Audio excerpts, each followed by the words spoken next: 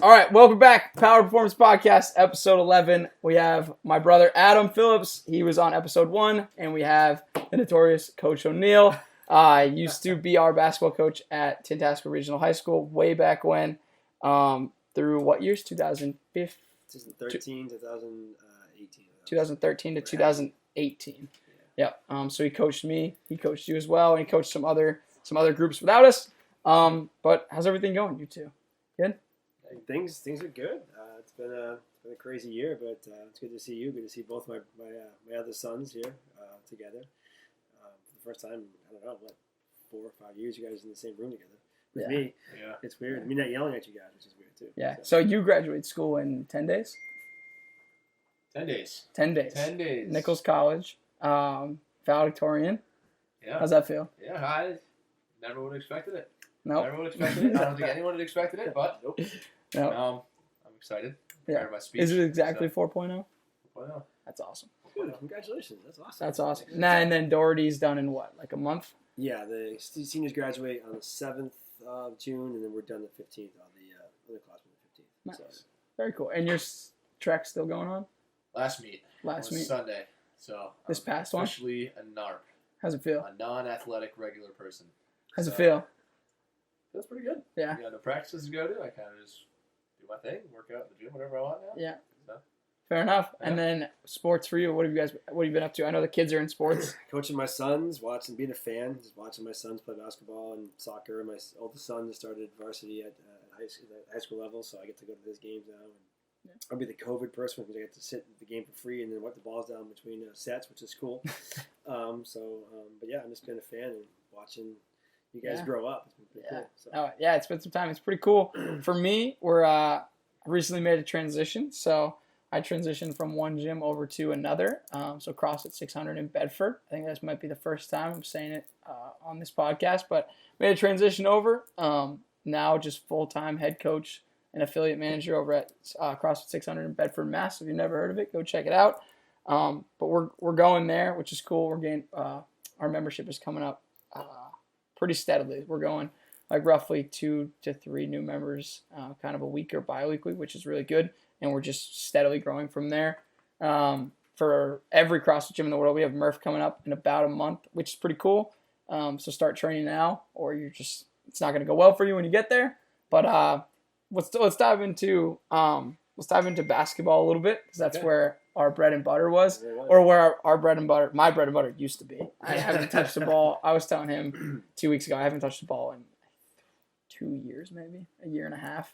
It's been a while. I take jump shots when I go to my private client's house because he has a full court, basketball court in his driveway. He's like, he still got it, and I think it was on Sunday morning. He passed me when I shot a 3, and I went right in. I'm like, still got it. And that's like the only shot I've taken in 2 years. Walk away. That's it, just walk away. But have you played basketball recently? I played pickup probably a month ago. Yeah. A lot of layups. Wearing the mask. Oh, yeah. The COVID mask. Suffocating, but intramural. I played intramurals last year. We lost in the finals, but yeah, it was a good time. Nice. And then what about for you? So you're coaching your kids, right? Yeah. So Liam's freshman. Freshman in high school. Atticus is in 7th grade. 7th grade. So do they have basketball this year? They didn't have basketball this year. So I coached Liam's AAU team 2 years ago. I guess not 2 years ago. And Atticus, I coached his 6th grade team. I helped coach. I was the assistant coach, which is great. I get to yell at the kids, and then the other coaches make other decisions. So, Yeah. But this summer we just were out in the driveway out shooting all the time, so I was just out there with them. A lot of layups too, because I'm bigger than both of them, so I just post them up and lay it in. They talk all this trash, all this dribble, and I just shoot layups. Yeah. That's it. Yeah. Awesome. Now let's get back into kind of how we met, how we started. So we started, and then Adam came into the picture. The next year, or he was there? He was there. He was just younger. So we met back in 2013. 2013 is when we first met you. That's a previous life of mine. That was before I met CrossFit. I found CrossFit. That's more before I met really working out. I didn't discover yet. I was a beanstalk. But so you came to Tantasco in 2013, got the job, and what were we, 2 and 15? We were 2 and 15. Yeah, we got the job 2 weeks before the season started. I didn't know any of these kids, and I was like, I got to walk in and meet these young men, and I had no idea who they were. And you walked up to me like the day I took over, and you instantly gave me like credibility. I was like, okay, cool. Then you were there as a freshman, so I remember just having you guys together, bringing you up. I think you played JV, and Richard brought you up as your the last 2 games of the season, I think, to play. And we struggled. I said to one of the reporters that we were the best 2-15 team you're ever going to meet, because we would make every game really interesting, and then one quarter we would just think we just couldn't make a basket, couldn't stop somebody, but it was always 3 quarters of the game were great, and it was just how it went. Yeah. Yeah, no, when we met, you took over from Coach Childs, so I had 1 year, 2 years under my belt at Tantascwa with Coach Childs, and that way he had a little dynasty of his own for a little while there, and then we transferred hands to you, and I just remember the first time you walked in. I think a lot of people, if they listen to this, will remember the first time you walked in. You had like a green jacket on, I think, with like a tie. Coach Childs never wore a shirt and tie. So like we were thinking it was him, and then a few days before we're like, oh, it's not him. And we saw you walk in, and we're like, we're fucked.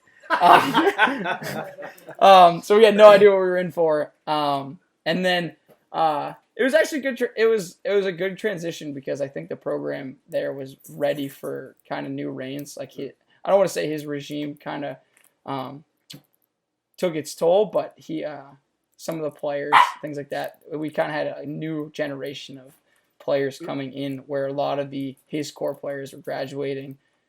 So it was good. It was like a full rebuild. Yeah. We were like an NFL dynasty that did a complete rebuild. Yeah. But it was good. I mean, that first year we did a lot of losing, a lot of losing. But what were some of the biggest? So coming into a program, how for any basketball coaches or high school coaches in general or college coaches, what is it like coming in with a blank piece of paper, not even knowing one person? And like, what do you do? Like, how was your mindset? My first day, I wanted to get to know you as players. I've been teaching for 18 years now, but one of the best pieces of advice I ever got was you don't teach your subs, you teach your students. So you got to learn your students before you can teach them. So I needed to learn who you all were as players. I knew nothing about any one of you guys. I didn't know anybody's name. I didn't know who played varsity before that, who was the up and coming kids. So I had to learn you all. That took a while, because you guys had to trust me. That was the first thing I had to gain your trust. So I knew that coming in.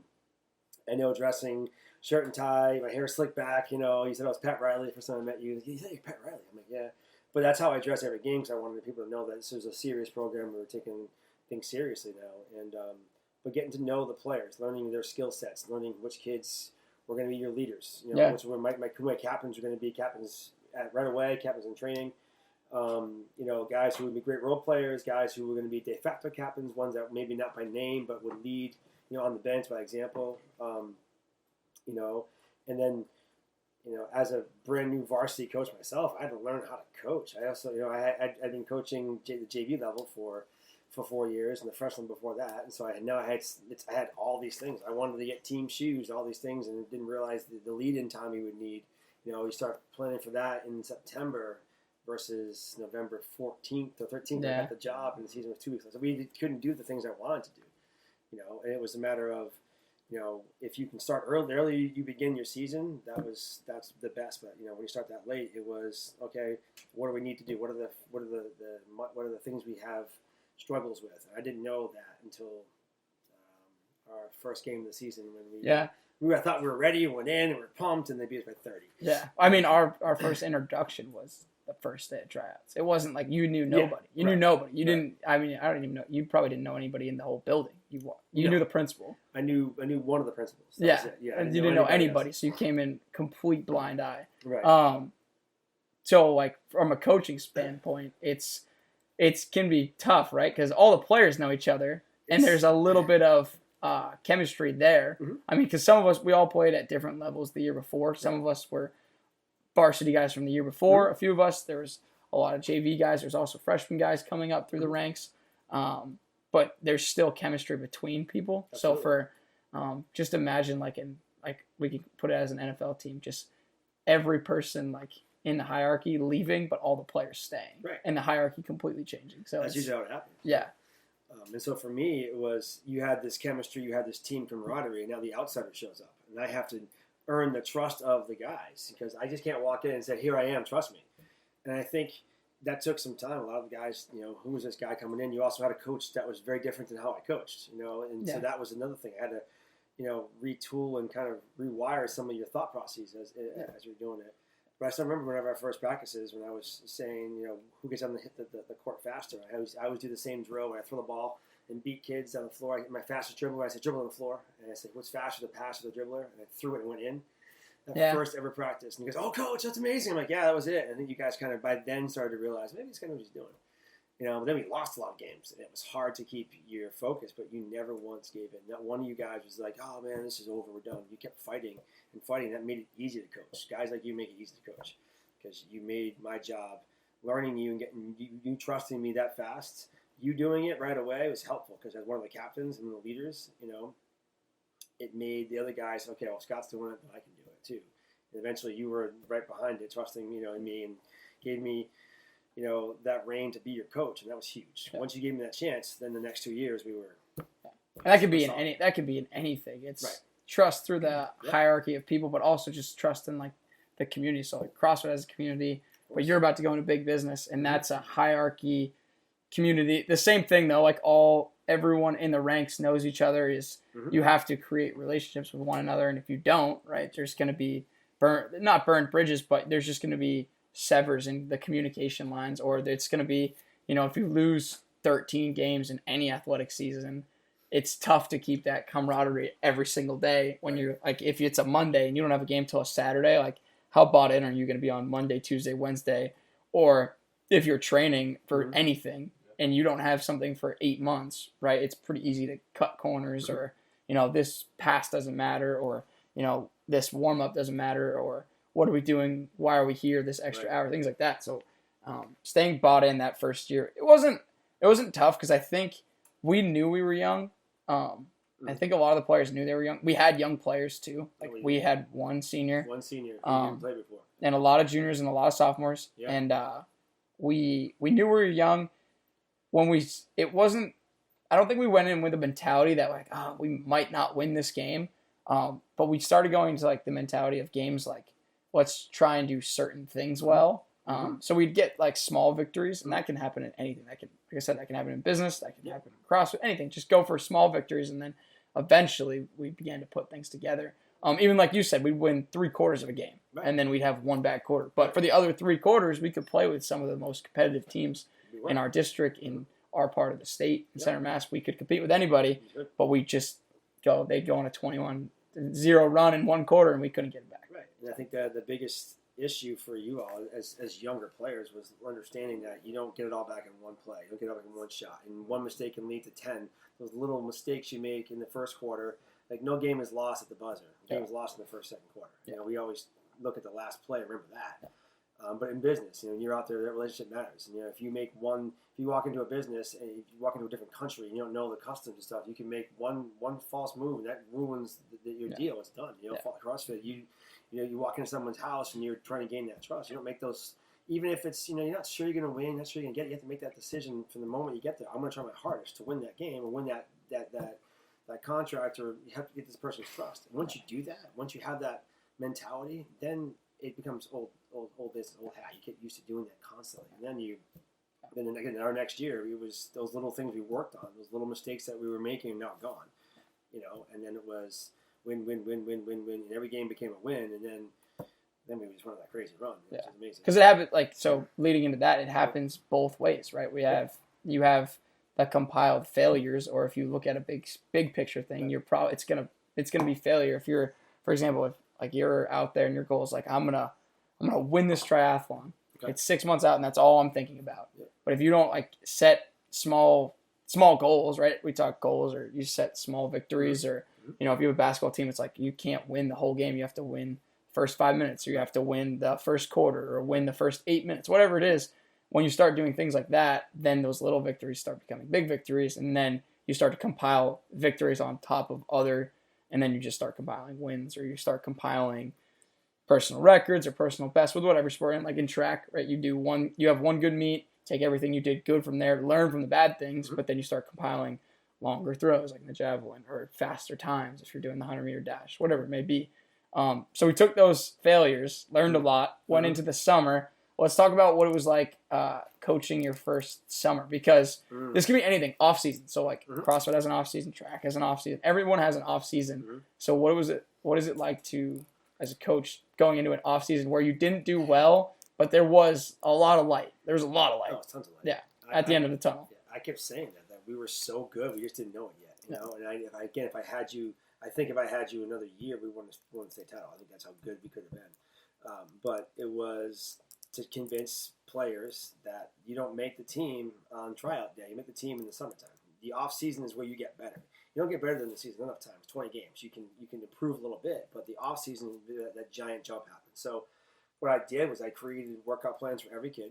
You know, at the end of the season, I gave them all like a sheet, like an evaluation sheet, like things I thought they were really good at, what they had to work on. You know, and I gave to each one of you, and I said, okay, here you go, do it. I can't coach you in the summertime. I can come to games, I can root you on, I can talk to the captains what we want to get done. But as a basketball coach, the state doesn't let us do anything outside the season. So I set workout plans up. You know, lifting weights, getting bigger and stronger. It's a big thing. Shooting all the time, dribbling all the time, working together. And so I got you into the province basketball camp, which was a team camp. Yeah. For some of you guys, you've never left your houses before, so it was the first time you ever get to sleep over together as a camp. You know, and that was a big thing, building a team camaraderie. So I picked the varsity guys, and then a couple of kids couldn't make it, so I had you jump in, and just go down there and work together. And you had a college basketball coach, the province college basketball coach, sitting there. Now he's at BC, I think, but was literally talking to you and teaching you and showing you all these things. Yeah, go ahead, Coach.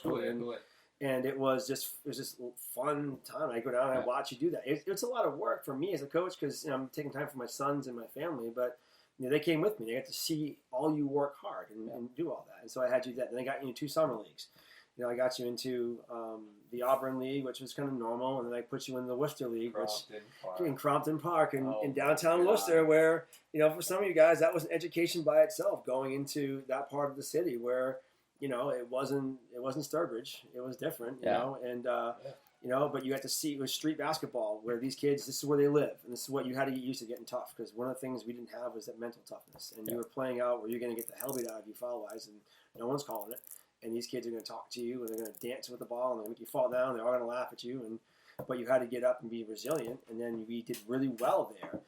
As a team, we started to build that. So you played so much that summer. I think you must have played 20-something, 30 games. You played more games that summer than you did for the whole season.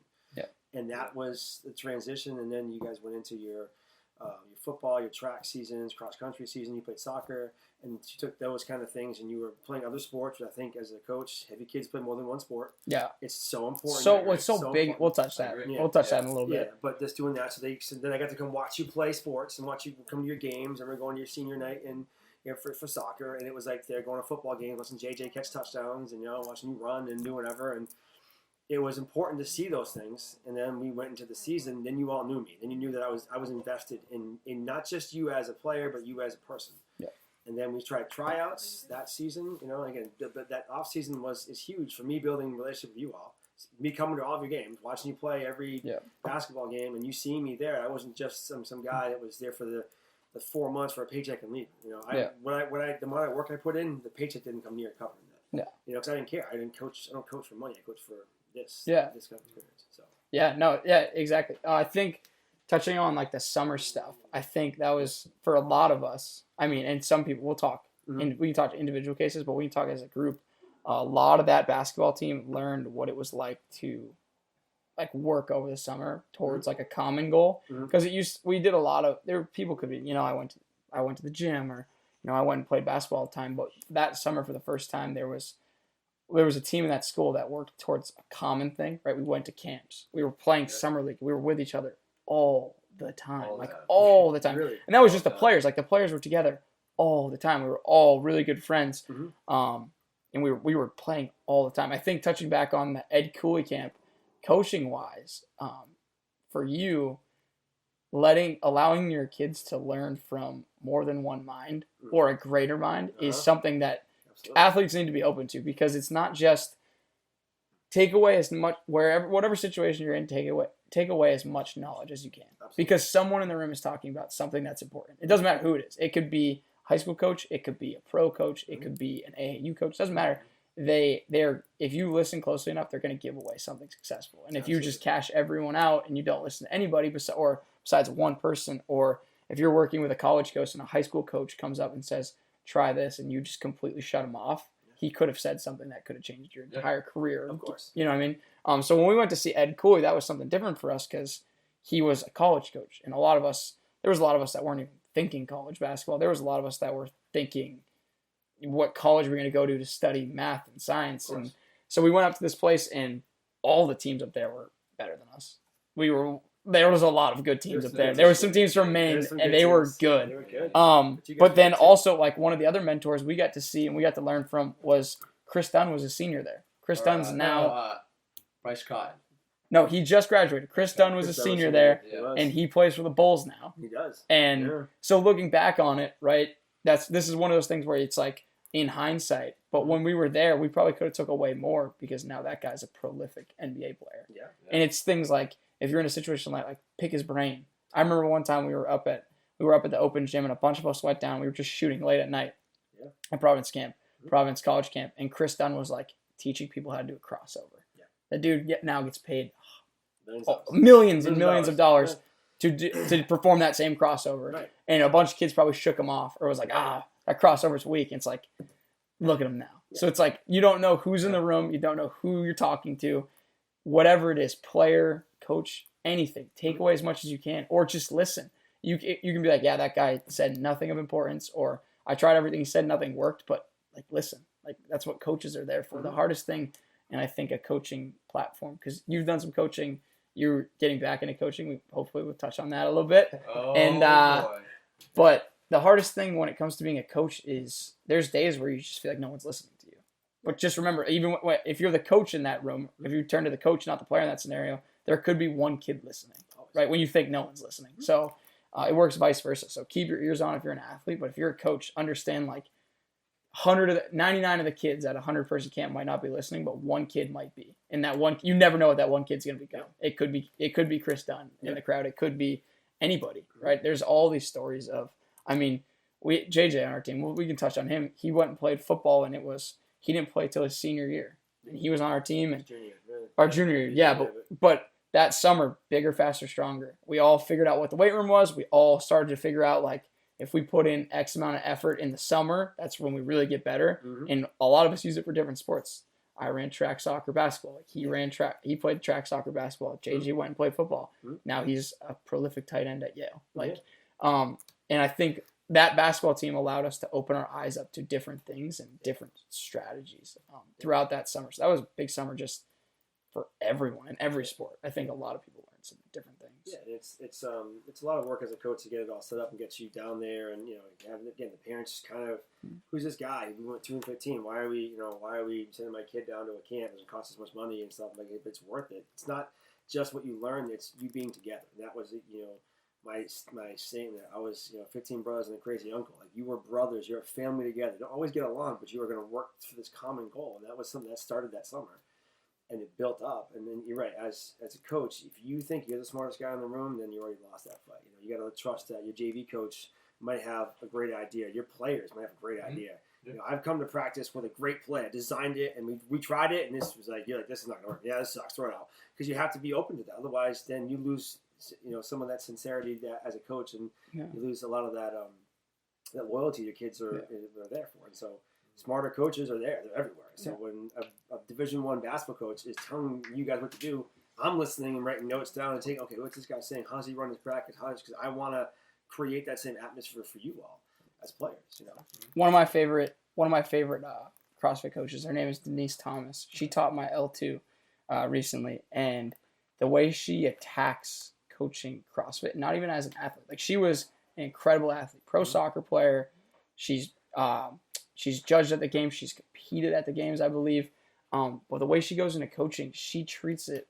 She probably gets as nervous to coach her classes or to coach athletes as she did as an athlete. And if you're going into coaching, like that, like with those nerves and those butterflies or strategizing, things like that, like that means you're invested in what you're doing. But if you're out there coaching and like you can just show up and just like 5 minutes before, like, we're gonna do this and we're gonna see what happens. Like you have to be as invested as the athletes are. which talks about all that time and Mhm. stuff we spent in the summer. Now leading into our next season, Yeah. the transition from the summer, were you able to how were you able to see the work that was all put in, or like what was that transition like? Did it make coaching easier? Did it make it more challenging? Was there more pressure? Like how does that hurt? Because it was a success. Like the summer was a Very success. successful. I think it was not pressure. As you mentioned, I was nervous for every game. You might not have seen it in my eyes, but I would be in that. I had butterflies like I was playing in that game. Every time we played, even the game I knew we were going to win, I was like, I'm freaking out. I'm thinking out because I want you all to do well. But what I was hoping for was that transition from the summer, because the fall season we have 3 months off before you can start playing basketball, that we wouldn't lose a lot of that because you change sports. And I told JJ, I said, don't you dare touch the basketball. It's a football season now. Don't touch it. Don't touch the basketball. You're playing soccer. Don't do that because this is like you focus on your season only. You don't focus on basketball. Yes, go dribble and do your own thing. Don't play pickup. Don't play AAU. In the fall. This is your fall football season. I don't want football coaches in the gym telling my football player, my kid what to do during basketball season.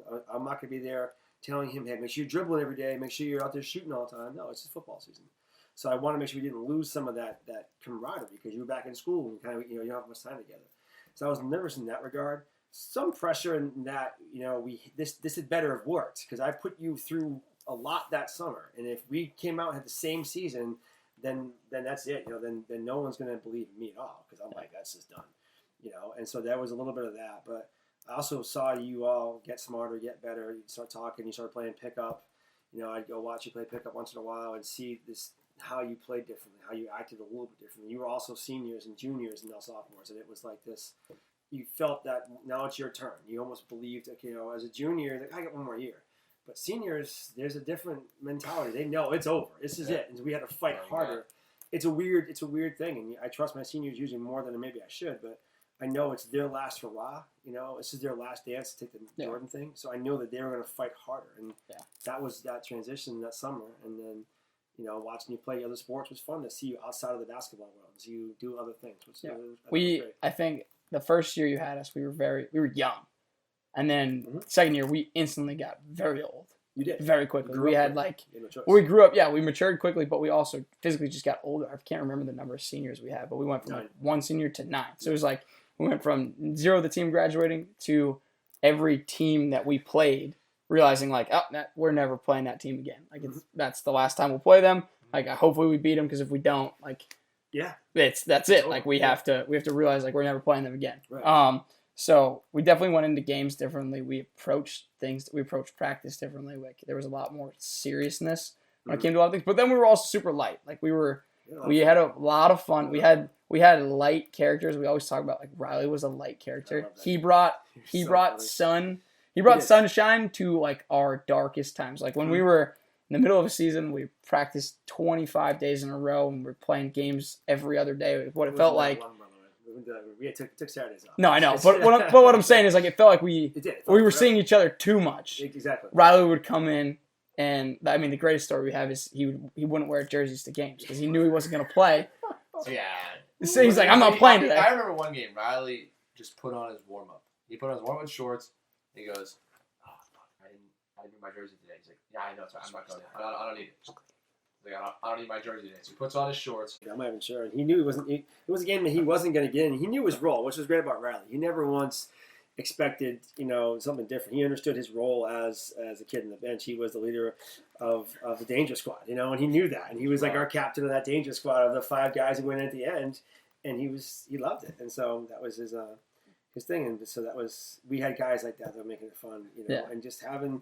Because you're right, because there are times it gets heavy. The season gets long, and it's middle of wintertime, and we're in that gym 2-3 hours a day, shooting around, talking. We're on to a lot, and it's like anything else, it wears on you. And so to have those moments, we could have fun. I remember they did a practice where we lowered the rim down. We all started dunking each other. Yeah, we put that we lowered the limbs down to 8 feet or something. We all dunking. We're all dunking. So let's go dunk each other because we just had to get something different because we're using the same drills, and it gets tedious, and it does. And as a coach, you have to see that and read your team. Yeah. Read your teams and your players. Depending on what sport you're in, if you're in a solo sport, especially, that's a complete mental battle. So we get golf, any of those sports, or CrossFit, track, anything where you got individuals.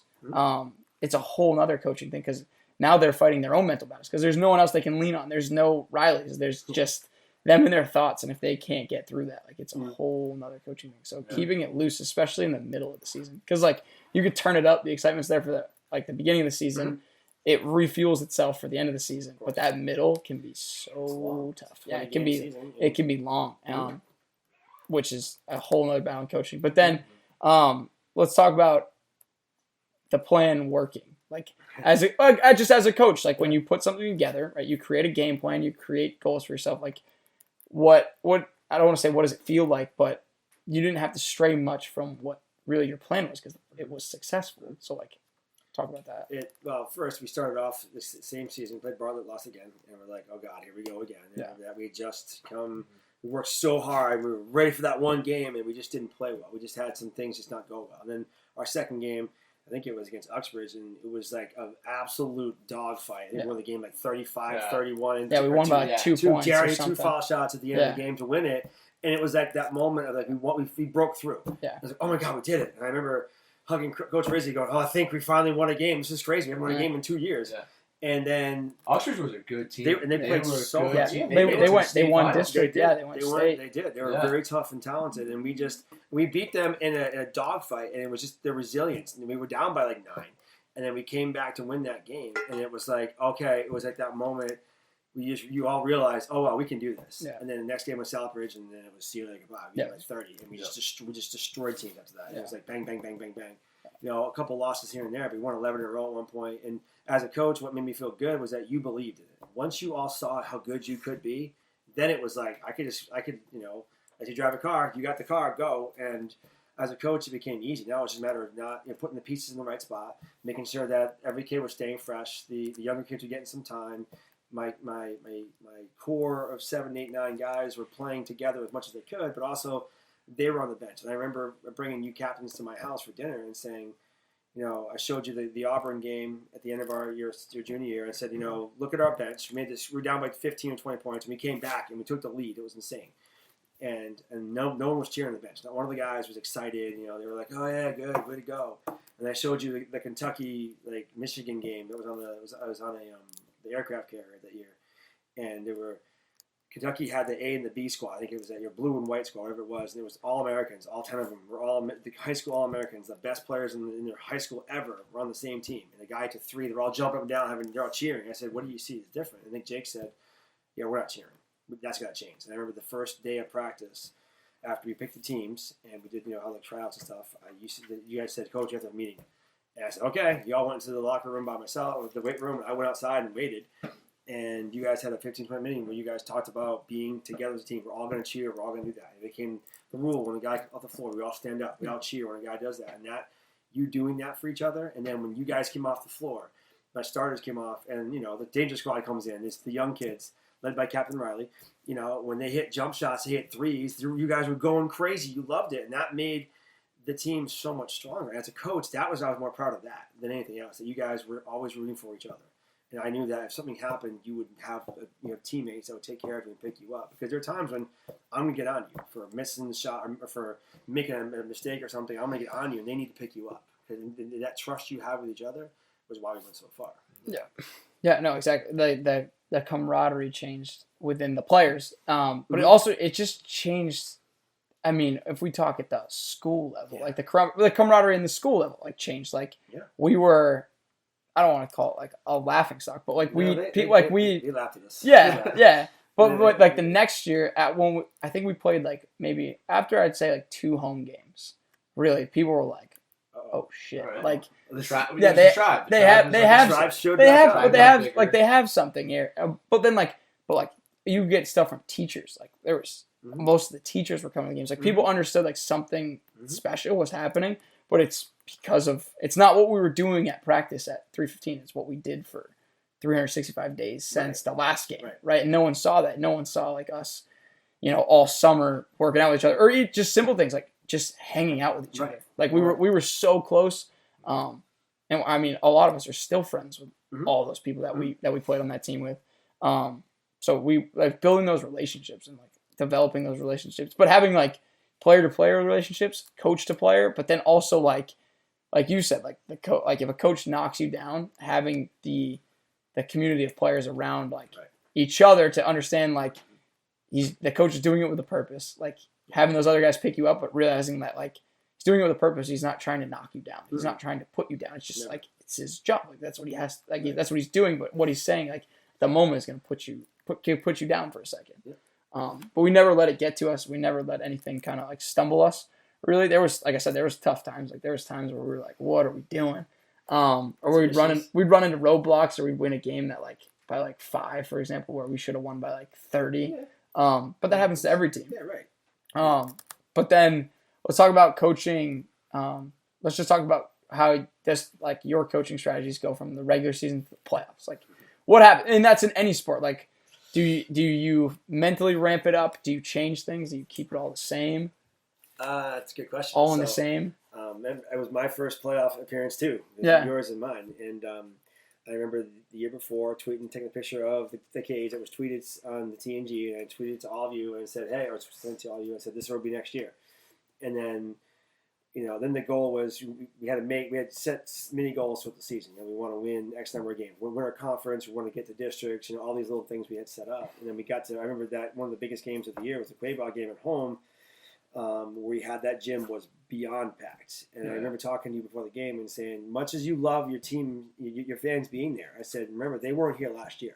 I said, the guys in this room are the reason why they're all showing up. I said, you don't win tonight or don't whatever, it doesn't matter what they think. You guys have to work together as a team because you built this as a team. It's what you said before. No one saw the work you put in. No one sees Steph Curry shoot 5,000 shots a day. They see him shoot and make 10 in a game. Oh, my God, I can do that. They don't realize how much work you put in. Yeah. I said, don't forget that. I said, don't forget last year when it was your parents in the stands and me and no one else making noise. Or your friends joking, ha, you lost again. Oh, you lost again. Yeah. Everybody's going to be fickle for that. And so that Quayball game, when the gym was literally, you couldn't find a seat. It was packed. And we qualified for districts that night. And it was insane. That game was absolutely insane. And that was a huge goal for us. And then my mindset became, okay, now we got to get a seating position. Now we got to try to figure out how to do the Western Conference. The Western teams, the seeding they have is crazy formulas. I was trying to figure that out. Yeah. And it made no sense. Their algorithms and the math made zero sense because they didn't really want us to be there. Yeah. That was one thing I'll tell you. I'll say it now that the Western Mass team did not want us in their conference because we were an Eastern Central team that shouldn't be out there, and they hated us being out there because we took away some of their fire. I guess this random team shows up out of nowhere. Yeah. And so when we made districts, then it was a matter of, okay, how do I get the rotation set up? How do I get, which guys are going to be in the floor, and then figure out who we're going to play, because that matters too. Yeah. And then we won our last game against Leicester, and Mikey had that ridiculous fourth quarter again. I joke, it's a microwave. He came in and just scored like 15 points in the fourth quarter, something like that, and that got us into districts. We were 16-3, and it was like, all right, now what? And we got the 4th seed. That meant we had a home game against North Middlesex. And I'm like, all right, who's North Middlesex? We're looking them up. Because then it became, we can't lose this game. I, as a coach, can't let them lose this game because this is your last game. I can't let you walk out of here thinking this is not a successful season because you'll look back later on and think of the success it would be, but instantly you will not think of that as a success. You'll cry, you'll be upset, you'll be angry if you don't win that home game. If we don't get back to where we promised, I promised I'd get you. So I, as a coach, had pressure on myself to get you there. And then they came in that gym, and none of you were afraid. There was nerves because you wanted to play well, but there was no fear. And I was like, okay, you made me relax as a coach. And then that first time Jared dunked the ball, and after pick and roll from Nick, I'm like, okay, here we go. And Jared had a massive game, and you played great. JJ played well. Nick played well. Chance and big shots. It was like bang, bang, bang, bang, bang, bang, bang. Mikey, you played. We look back, Jake had all those rebounds and the steals, and then we put the dangerous squad in that game, and I'm like, okay, we have this. This is our thing. And then we got to UMass, and that was a whole different story. Yeah. We had with any team or any player, like the momentum builds, and then you start getting places where you start like dreaming, but you're like, oh, like I want to get there. Like that's a good goal. Right. We would hit a goal. And then we'd be like, all right, what's the next thing? Right. It's like, oh, we hit a goal. All right, what's the next thing? And it's like your mentality stays the same, but like your goals are changing and you're hitting uncharted waters. Smaller and smaller. Yeah. The season became win 10 games. Okay, now let's get to in districts. Now I get this. Okay, now you have 3 games left and you're going to be district champions. It's like, oh wait. So the goal was like two days away. Yeah. It becomes a whole different mentality. Yeah. So your mindset every day stays the same, but your goals are getting more finite, and your timetable is getting shorter. Very specific goals. Very specific. So when we go to UMass, now it's like we're traveling somewhere where neither team is from. It's a neutral court. It's you walk around school. You walk around school, or you're walking around wherever, whatever sport you're in, and people are like, "I'll see you tonight," and you're like, "Oh, like everyone's saying this." So now nerves are coming in, things like that. So like coaching that, talk about that, like when you're going into that. The fact that you guys told me, Coach, they got like 3 fan buses. I'm like, no, they don't. And they had 3 fan buses. They had every kid in that school was on a bus going to Amherst. And I'm like, oh my God, this is crazy. To keep you under control as a team, because that was exciting for you. And I also had to make sure that you knew that you could win this game. You went out and put the number 1 seed, and everybody in every paper out that way said, everywhere, you're not going to win. This team is so good. Tantasco, who are they? No, they gave us no respect whatsoever. And I walked in that locker room. First, we walk into a massive gym, which is where Dr. J played. This is where Marcus Cambier played. This is where NBA players have been in this gym. This is like a Division I basketball program. But you were not shocked by that because that summer you played at Providence College. You were kind of, we've been here before. So you've been to a school like this. Not that many fans, but the gym didn't shock you. This big facility didn't shock you. And our gym was relatively big too. We had a big gym. Yeah, we had a big gym. That made it much easier. And so, but keeping you under control, knowing that you were excited to win this game, you also were frustrated they didn't respect you for what you had done. 16 wins is a lot of wins in a season. And then going into that, knowing that there's that many people who are there to see you all play. And again, as a coach, I don't care about me. I don't really care. I want you to walk out of there smiling. I want you to walk out of feeling like you felt accomplished, like you had won something, this was a successful season for you. That's all I cared about as a coach. I wanted you to walk out of there knowing that you gave it your best effort, and this was, you did everything you could to win that game. And if win or lose, as long as you found that, eventually you look back and say, this was successful. And so we walk in that gym, and it was loud, it was boisterous, and then our fans start filling in that thing behind the bleachers. My sons were there jumping up and down, freaking out, because they were, like, excited, and then it was a matter of, wow, it's so loud, you can't hear me. Yeah. And, like I was, as loud as I get, you could not hear me. Like, this is crazy. So I had to learn how to adjust that moment, but also keep you kind of under control. And then you hit all those threes, and that was a big deal. Yeah, no, that was it. We started getting to points as a team, or like as athletes, where we were believing the whole time, because we were believing all season once we started winning games, but we started doing things that we didn't think that we were going to be able to do. So like when we beat them, we're like, what's next? Like we weren't even thinking that far. It was like, we just have to get through this one team, and we weren't even thinking that far. So going through that game, like it was almost in slow motion. You're like, oh, we have this and that. It's only halftime. And we felt like we've been here forever, and every shot you hit, like the gym explodes, like erupts, and it's like you just hit a game-winning shot, and it's 2 minutes into the first quarter. Like that's how many people were at this thing. Yeah. So it was just a whole nother level of basketball. But then we come through that, we win that, and that's like every win you get after the regular season in any sport, you're like on Mount Rushmore. You're like, all right, here we go. That's everyone's a playoff game. It's like what you see in the NFL. Like they win a divisional game, and everyone's it's like they just won the Super Bowl, because you're taking another step forward where your most teams' goals are, let's get to the dance, or like in the college, like March Madness, like let's get to the dance, let's win one game. Cool. And then maybe win a game, maybe not. Yeah, it's like all right, win a game. It's like, okay, win another game. It's like, okay, like it starts to build, and then we run into that final game, and it's like we're starting to run into uncharted waters and uncharted teams, and coaching. We run into an animal in South Hadley. As a coach, it's the one game I wish I could re-coach. I wish I could go back and fix how I coach, because I think I screwed that game up as a coach, and that's my mindset as a coach. I should have coached better. I couldn't make a layup, I can't take a charge, I can't make a pass, but I think I could have coached you better in that moment, because I think I made mistakes. Making the game bigger than it should have been. I think up until that point, I kept every game as this is the next game. But then that became the championship game. And as a coach, I got excited for you. I was like, oh my God, we're going to win. Because we should have beaten that team. I hate to say should have, but we should have beaten that team. We were much better than they were. And they had a great player. That kid Cam was Cam was an absolutely great. He was a beast. We all watched him go, oh my God, this kid's ridiculous. And I'm like, you're going to guard him. And your face like, yeah, I got him. Like there was no like, oh yeah, fear. This kid scored 30, 40 points the game before that. He was hitting shots like Curry all over the place.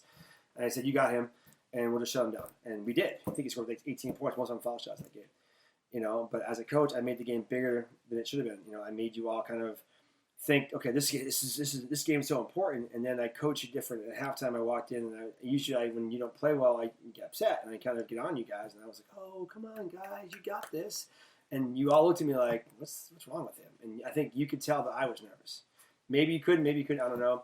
I felt I was nervous, and at times I made, weird decisions, and I didn't like some of the things I did. I tried to change up our game plan a little bit, and that we lost by 4. And I think I could have found 4 more points that could have won that game because, as I said to everybody who I've ever talked to, that's the one game I want back because I remember picking you off that floor. I remember walking out of that locker room crying, holding my son crying, holding you crying, and I still remember that moment. Atticus, me and you, walking in the gym crying together. And the reporters asking questions. I needed a minute. I got to stop for a second. Because I loved you guys. You guys are my sons. I'm going to cry now.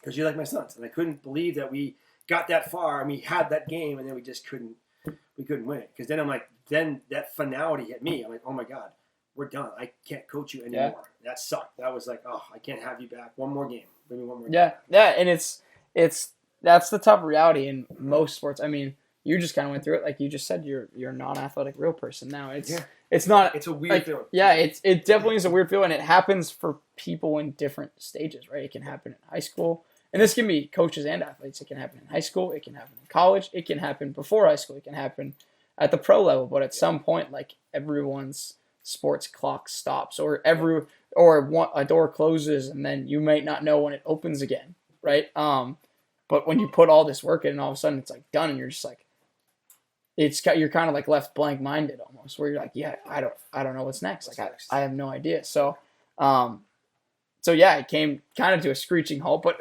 in a championship game, like it didn't come to a severe screeching halt. Like we hit we went past a lot of goals than we thought we were.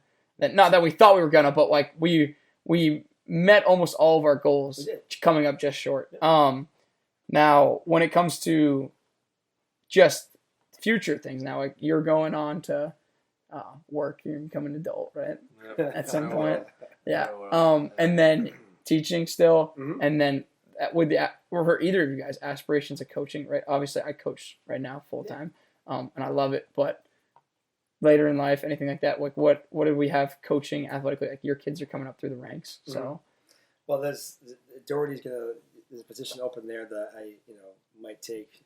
I teach at Doherty High School in Worcester.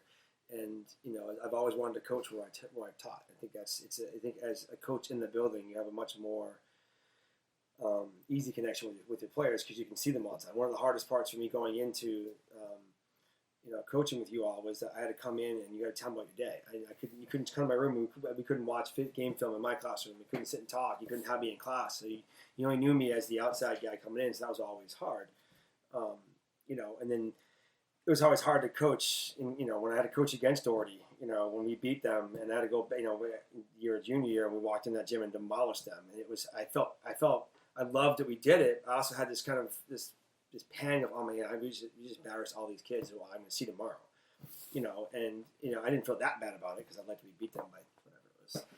A lot, but it was like that moment of so you want to coach there, so you want to coach where you teach because that way there the transition's easy. The kids that you come to school every day, I couldn't tell if you missed school that day or not. I wouldn't know. If you struggled in your math or English class, I wouldn't know unless the teacher told me or I found out like at report cards on. Now I can walk in your math class, say, hey, what's going on? Wake up, and I would walk in there and I would tell the kids that. So that my goal was to coach there next year. I was going to do it this year, but COVID. Kind of shut it all down. So what role is it? I'm not telling you. No, you can't drop that. He can hint at it. We can't drop it yet. But just hearing all that, just understanding that there's more to even at the high school level, like, there's just more to the physical 2:30 to 5 o'clock coaching, right? And the more in tune, the more finite, like the more you can make the details in tune with one another, the greater success that you're going to have. So in the building, out of the building, checking up on their like academics, especially high school and college, things like that. It's just it all can pile into one another. It does. Yeah. And then what about for you? What do you have in the future?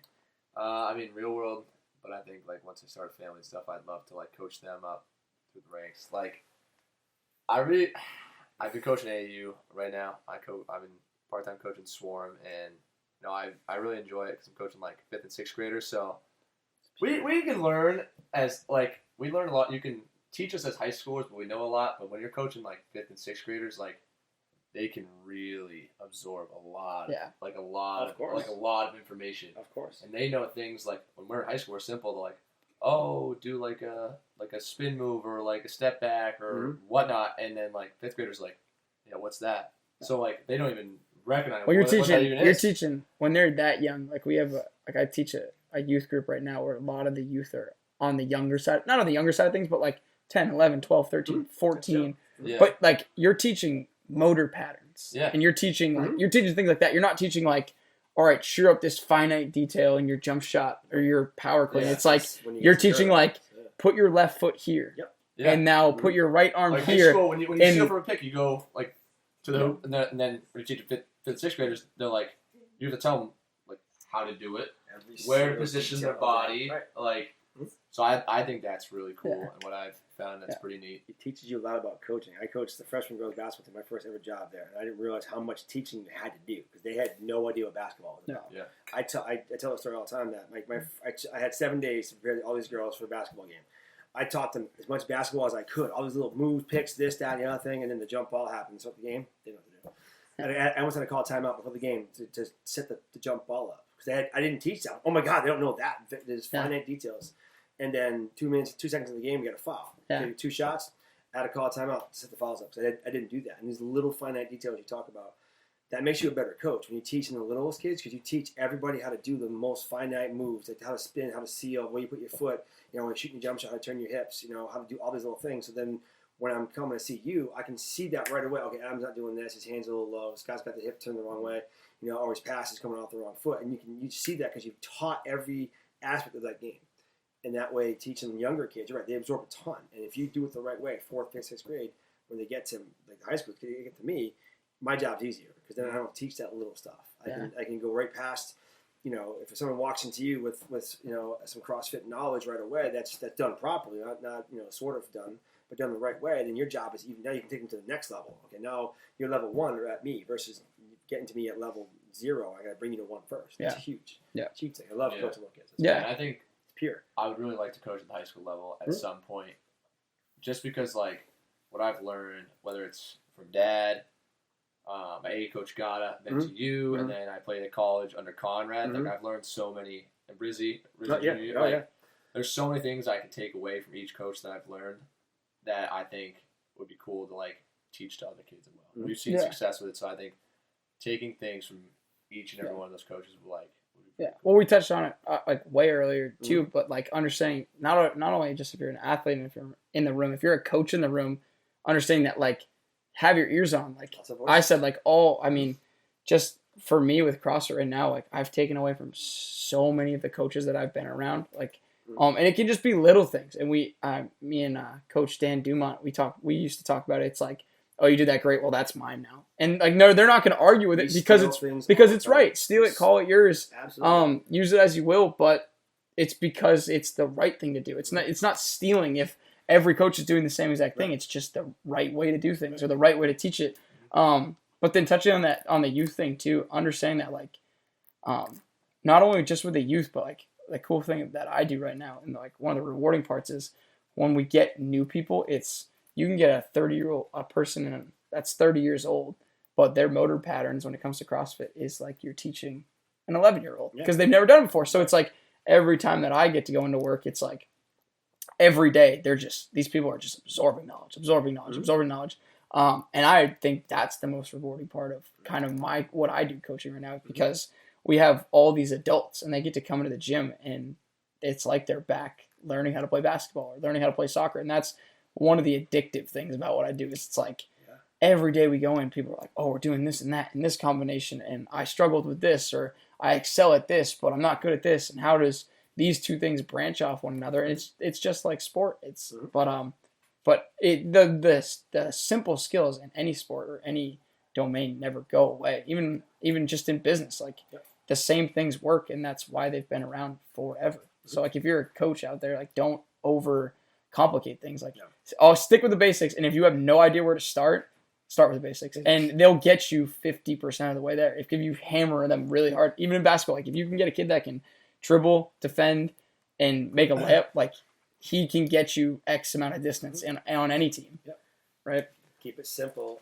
Steve Kerr said the other day, he lamented how the team don't know fundamentals. Like, can't box out, can't do the basic things in basketball. I watched the game last night, and at the end, Steph Curry was running off of the screen to get the ball, and the guy threw the ball to him, and it was a bad pass to his left hand. He had to reach out and grab it, and he missed a jump shot. That's probably why he missed the shot, because if the pass was to his hands, he catches, lets it go in rhythm. But that little detail, the guy just kind of flipped the pass out there and didn't make that really good fundamental pass. And that's the thing. You keep it simple. Teach the kids the basic things. And any coach out there, whether you're a dad who's just learning the game or whatever, don't try to teach every big, giant thing. I told all my teachers this year who are learning Google Classroom for the first time, all these new apps, I said, forget it. Stay with what you know and stay small. Don't try to teach things that kids are not going to need anyway. What do you need for them to do? Basic things. And then once you get comfortable with teaching the next step, then you take it with them. And you work with them. Right? That's what you do. But once, you don't got to start off teaching step backs to 12-year-olds. No. Teach them how to dribble the ball first, how to get to the rim first, shoot layups, foul shots first, then step them back. Don't be jacking 40-foot threes, 8 years old. Well, thanks for Liam. You guys teaching Liam that because that's how he does now. But everyone wants to do the sexy things because that's what they see. It's like, I want to learn how to do that. Of course. But then they can't make a jump shot. Like, they can't make a free throw jump shot. Or they can't make, like, if everyone in CrossFit, like, I want to do that muscle up. And then you're like, workout today's got strict pull-ups, and they have 0. It's like, okay, well, you want to do the sexy thing, but you can't do the most elementary thing. So It's like, in any coaching regimen out there, any sport, right? If you don't have someone that can come through those fundamentals, start them there, or encourage them to start there, and then it's all in their hands, and that's where you see athletes begin to thrive. Or you see ones thrive where you see ones struggle, because the ones that have those hammered down fundamentals are the ones that run away with things, where ones they fade off, or they plateau, what we call plateau. You run into a plateau. So start small and think of a ladder, and to get to the top of the ladder, that first step matters more than anything else. If you skip that first step, you're not getting to the top. So you got to take one step at a time. You see the guys at the top; they took all the steps already. So as a basketball coach, I'm trying to get the kids to see, look at these steps are going to get you there. But if you skip a step, then you may miss and fall off the ladder, and then it's over. And it's a hard thing to do mentally. Yes, like if you're like, I'm just gonna go for it, you're never gonna get to that middle ring of the ladder. Yeah, you're never gonna get there. So it's you have to be okay with resetting. You have to be okay with building your motor patterns, things like that, as you start at that first rung. And teach it's okay, and teach failure is okay too. When you don't get the goal, don't give up. Move on from it. Failure teaches you what to do next. Yeah, and that's the big thing. I can't do a pull up, so I will jump up and go down slow enough to get myself to work on the negative part of the muscle, whatever it is.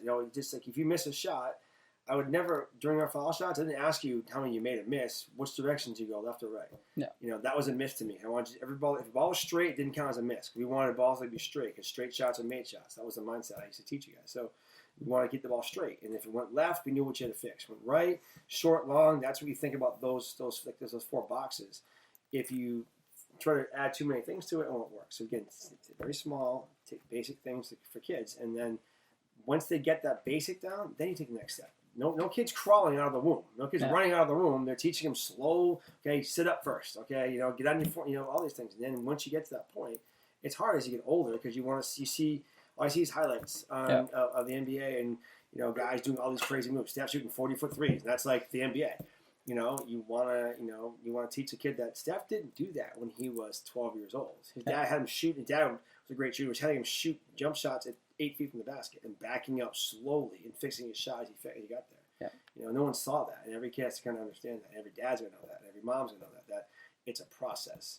The games are great, and loving AAU is great. But if you practice 17 times, a week, that's better than having 14 games in a week. So you need to have that mindset. That practice is more important than the games. That question. So.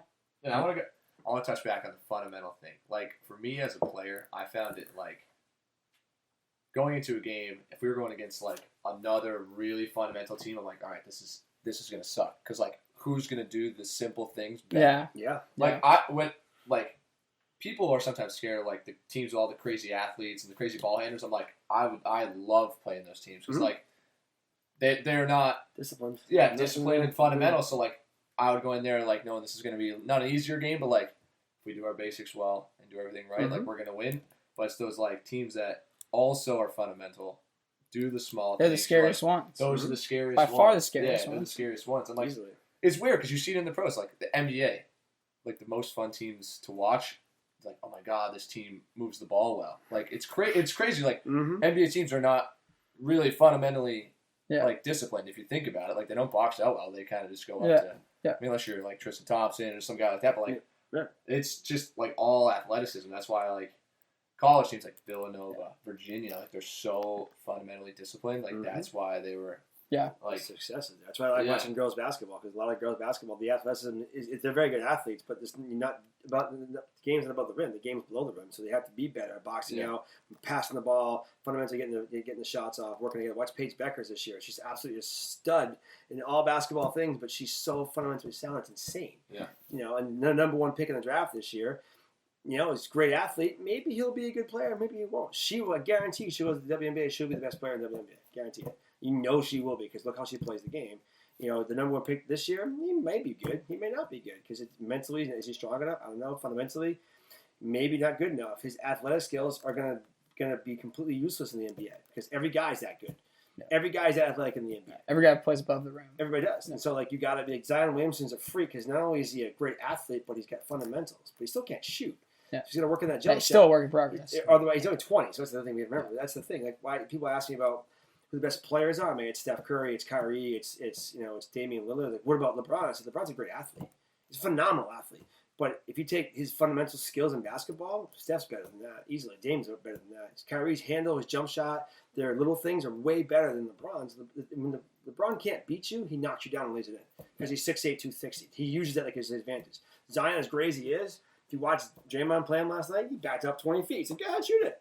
Lonzo Ball, like, go ahead, shoot it. And then he beat him last night with threes. And it's a big deal. Once he makes that shot, then you can't stop a guy. Yeah. And Steph can do all these little things right. And that's what makes him so much better than other basketball players. Michael was a great player, because the fundamentals he could do were insane. His athletic skills were great, but he had all these little things down, too, that were way better than a lot of these great players. So. Yep. All right, we're coming up on the hour mark. Last pieces of advice. We'll go Adam first. Okay. Anything you got for any coaches or anything just for anyone out there? Anything that's been on your mind the last week? Just reiterate, like, stick with the basics. Like, the basics never fail. Teach the simple things, and just hone in on those things. And I just think it'll go a long way. Fair enough. Yeah. Coach Anil? Find the joy in teaching the kids to do those things. Find that joy as a coach. Be excited for the little victories. Because when the kids see that you're happy for them, even if they make mistakes, they miss shots, forget missed shots. Find what they do well and harp on that for that kid, and make that kid feel like they're doing the right things, and you build that relationship with them. Then they'll do anything for you. Yeah. Those are the easiest kids to coach. Kids that will listen to whatever you say. You guys are the best kids that coach. Because if I said jump through that wall, you'd say, okay, coach, but what's next?